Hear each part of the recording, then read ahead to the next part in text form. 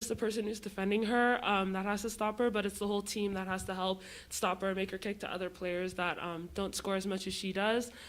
So it was a team effort to really focus on limiting her as much as we could throughout the game. Kaylin, a pretty big moment for you. You got the pass from your sister to the top of the key, and I saw you guys smile coming back down the court. So how big was that moment for you? Very big. I do miss playing with her, and just becoming a junior now with Lee, we're getting more court time together, and I just miss those days that we get to just hoop with each other, and it felt like old times for sure.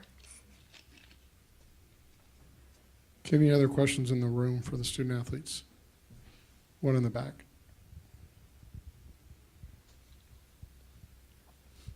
I suppose this will be a question for both of you. With March Madness around the corner, a couple outlets had you guys on the bubble. Just how big is that to get a win here today with that just around the corner? Yeah, we know it's really important to us because that's just like one of our goals, getting into the tournament and going far. That's what we want to do. We want to win. So today, kind of like starting off that, I guess, journey and starting this postseason off for us, it just feels really good for us, just giving us a little momentum into how we're going to progress through the rest of the postseason. Yeah, I'm excited. We had NCAAs last year. Last year we were kind of robbed our freshman year. So, I'm excited. NCAAs is what everyone looks forward to, big tournament, and I honestly do think we have what it takes to just go far in the tournament. Okay, anybody else from inside the room? Okay, we'll go over to Jeff Ferrato. He's on Zoom. You'll hear Jeff here. Go ahead, Jeff. Yeah, for Yvonne. Yvonne, you guys played great against BYU in the first half of the first meeting, and since then they've sort of had your number. Tell me specifically a couple of things you have to do better or different as a team to turn that around. Yeah, I feel defensively we just need to stay consistent because just as you said, like we have really good first halves against BYU, and I think we're really like zoned in on defense, which makes it a lot easier for our offense to flow. So just making sure that we got to take care of our like player that we're defending, but then as a team we also got to take care of each other, keep that consistent throughout the game, and I think other stuff starts to like come to us a little bit more. But I think first off, just like starting off really good defensively and then letting that carry us out through the game. Okay, are there any other questions for the student athletes from anybody? Okay, you two are good to go. See you guys. Thanks, y'all. Thank you. Bye, Coach. Bye. Have fun, recess. Thanks, guys. Okay, we'll take questions from within the room for Coach Fortier. They're the best, by the way. Oh. Lisa, I like your haircut. Thanks. Do you buy into the old adage that it's hard to beat a team 3 times in one season? And if so, is that working in your favor? It is hard to beat a team 3 times in a season unless you're better than them. So that's always, when we've been in the situation where we've won the regular season, we've always thought, well, yeah, it's tough. But if you're better, then we'll usually find a way. And, so I don't know that that's playing into our mentality for tomorrow. I think we have to play better than them tomorrow is the big thing, and that's a tough thing to do. Not very many people have been able to play better than BYU, and I think we collectively can, but we got to see if we can actually perform in that way. Coach, your first 2 matchups with San Francisco were a lot closer than this one. What do you think the biggest difference was in this game versus those first 2 games? Well, the first game, we played great defense and we couldn't score. And then the second game, we scored all the points, but we didn't stop them. And so today our big theme was to play on both sides of the ball. And I think offensively, we played better. And then defensively, we stopped them. We didn't limit Carmilli very much, but she did take a lot of shots to get those points. And we were focusing on her regardless of what the box score says. So I think that the combination of being able to defend and find some coherent offense or some second points or whatever points we needed to was the difference. Well, talk about the production from Abby and Anna Maria, who known a little more for their defense, but they really brought it on offense today. Yeah, well, last time Abby had a lot of open looks, and this time Anna had a bunch of open looks. So I think at BYU, they pick different people to help off of, or, they were worried about different things at different times. And I think the first time we played them, they were really worried about our interior, and specifically Mel and Vonnie. And then today it looked like they were trying to key in on some other players who had some success. And I just love that those guys are, everybody would say more role players, but that our role players have to be ready just as much as our more go-to types of players. I mean, we have 4 or 5 of them who are averaging around 10 or 11, 12 points, and then Abby and Anna come next. And so just like Vonnie and Lynn have to be ready when they come off the bench. A lot of people think they should start, but whatever. They have to be ready when their name is called. And with our team, I think people play their role very well, and I just love that Anna and Abby were ready to go when they were needed today.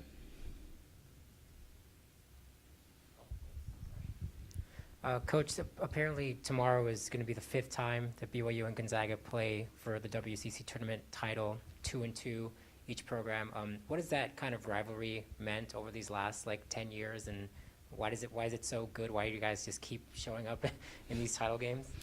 Well, you can't have a rivalry if one team wins all the time, right? So that's the first thing that's, if you define rivalry, it's when you go back and forth, when each team takes a turn, whatever it is. And I think that since they've come into the conference, it's been a great lift to our conference. They're a really good team. They're very competitive every year, even in the years where they might be under-talented, which is certainly not this year. They have a lot of talent. But even in the years where they're a little bit down to their standards, they still always compete. And they do a great job. It's kind of like our players who are role players, like their players in their program, whether they're a role player or not, they know their role and they fulfill it at a high level. And I think that teams that are cohesive and to understand their role are usually the best ones, not necessarily the ones with most talent. And so this year we have a different challenge because they are the team with all the talent, but it just doesn't kind of matter in those rivalry situations. There's been years when we've been better than them and they've beaten us, you know what I mean, and vice versa. And so that's what makes it fun. Those are the kind of games that as an athlete and as a coach you want to play in, and then at the end of the day you just hope that you look up the scoreboard and you have more points than they do. But I'm appreciative of the rivalry because I think it brings out the best in both teams. You're usually going to get the best effort and hopefully the best execution. Otherwise, it's going to go to them that day. Coach, you talked a little bit about the team's ability to overcome adversity in this game. Can you elaborate on maybe their ability and how they handled some adversity when it comes mentally and emotionally with the injury to Bree after practice and kind of how they've handled that? Yeah, it's a bummer. She's been playing very well. I think she's been playing more confidently as a freshman who has played around 8 minutes a game. She hasn't been able to gain the confidence early on if she played in 30 for the first 5 games or something like that. So it's taken some time for her to get that confidence, and I'm unfortunate to see it at any time in the season, but certainly as we're about to head into this time of year.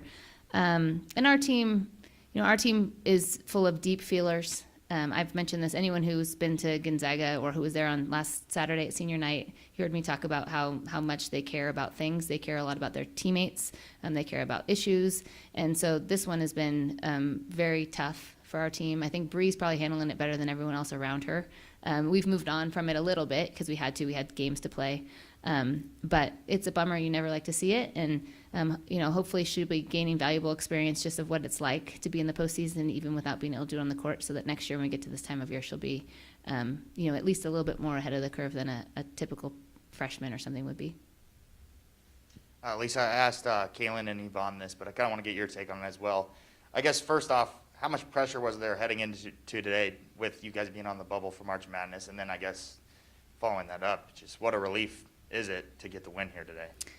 I don't know. I don't really feel pressure. I feel like I show up to the games and there's going to be people who are mad at me. I'll probably get some emails about getting a technical, which I probably shouldn't have done. I didn't agree with the call, but there's people who be mad at me when we win by 100 and I didn't play these guys enough, and there's many people mad at me when we lose. So I think somewhere along my coaching tenure, I've just moved it out of my mind and try to do what I teach to the team and just focus on right now. Because as soon as you get excited, or overvalue the NCAA tournament or this particular game or whatever, you get tight, you struggle, and I just haven't had success in that way. As a coach, I'm not my best when I'm focusing on those things. So I haven't felt the pressure. I do know how to read, and people do send me a lot of messages, and so I know what the situation is.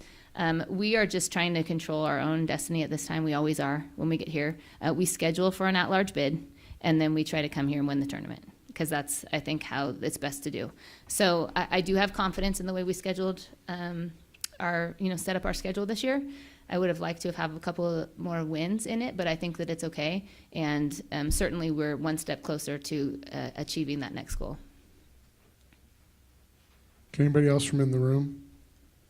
Okay, we'll go to over to Zoom and Jeff Ferrato. Go ahead, Jeff. Hello, Lisa. Congratulations. Thanks, Jeff. You were complimentary to BYU, but can you tell us specifically what sorts of things you think you need to do better after you played so well the first half of the first game, and then since then, quite a bit tougher for you guys? Yeah, well, we need to guard them better, to be honest with you. They're a really good defensive team, and we're going to find a way to make baskets, but we have to stop them. One game it was Paisley, and the next game I believe it was Shaley and some others. So we just have let players get loose on us. And it's tough because there's not a lot of people that you can help off of with their team, or you can kind of place as a second tier type of player, because they are all really good offensive weapons. And so that just tests our defense, and we have to fulfill our commitments defensively at a higher level than we did, certainly in the second half at home, and then maybe the last 3 quarters probably down in Provo. So I think defensively we got to get better, and we have to stay focused, because when you lose focus, they make you pay. Thank you. Yep. Question in the room, go ahead. Lisa, we talked a lot after the first semi about how good BYU is, what a good season they've had. For a long time, the WCC on both the men's and women's side has been thought of as Gonzaga and everyone else. BYU having a great year, not being talked about much nationally. Do you think that's because that your conference and maybe even the West region in general is still not as well respected as it should be? There's just a lot of haters out there. I don't know. They find something that they want to hate. We've been in the same position as they are. We've been really good. The year that the NCAA tournament got canceled, we lost to Portland here, but we were gonna be a top 4 seed. And there's not a lot. If you watch the rankings and the polls and stuff, if BYU loses a game, they drop dramatically, and some of these other guys, they lose a game and they stay the same or drop 1. And so I do think there's a little bit of that lingering bias, but anybody who knows, I'm a voter, and I know their team, and so I know how good they are. If you've paid attention and you know basketball, then it's not an issue for you. It's just the people who are kind of going through the motions a little bit, because they are good, and it doesn't matter what conference they play in, or look at who they've played. They've played a tough schedule, and they deserve the recognition that they deserve. And I do believe that it could be a little bit more, and I feel them. So. Okay, maybe I have time for a final question. Okay. Thanks, Coach. Thank you, guys. See you tomorrow. Recording stopped. Lisa,